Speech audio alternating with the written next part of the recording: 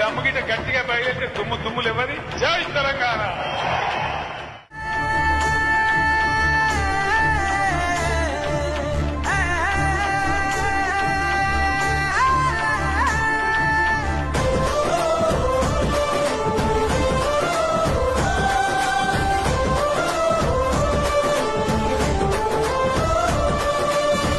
సమరానికి సై అని ఉరుకు, రాష్ట్రాన్నే ముందుకు నడుపు. సమరానికి సై అని ఉరుకు, రాష్ట్రాన్నే ముందుకు నడుపు. టీఆర్ఎస్ కార్యకర్తవై కేసీఆర్ అడుగు జాడవై. టీఆర్ఎస్ కార్యకర్తవై కేసీఆర్ అడుగు జాడవై.